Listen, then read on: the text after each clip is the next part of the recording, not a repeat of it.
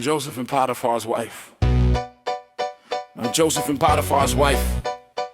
Now Joseph and Potiphar's wife.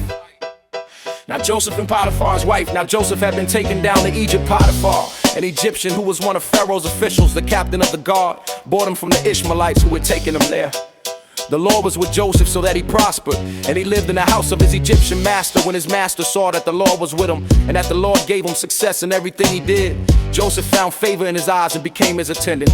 Potiphar put him in charge of his household, and he entrusted to his care everything he owned. From the time he put him in charge of his household and of all that he owned, the Lord blessed the household of the Egyptian because of Joseph. The blessing of the Lord was on everything Potiphar had, both in the house and in the field. So Potiphar left everything he had in Joseph's care. With Joseph in charge, he did not concern himself with anything except the food he ate.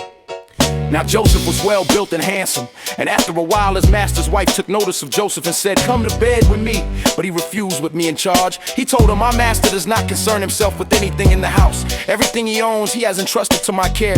No one is greater in this house than I am. My master has withheld nothing from me except you, because you are his wife. How then could I do such a wicked thing and sin against God?" And though she spoke to Joseph day after day, he refused to go to bed with her or even be with her.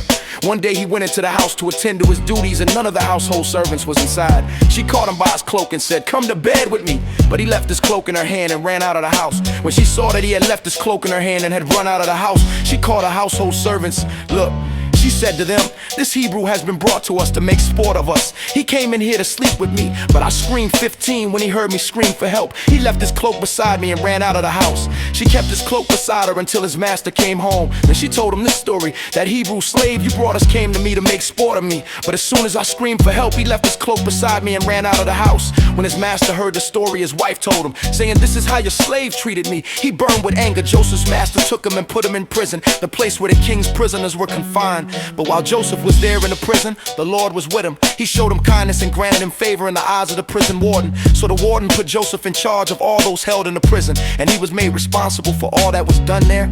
The warden paid no attention to anything under Joseph's care, because the Lord was with Joseph and gave him success in whatever he did.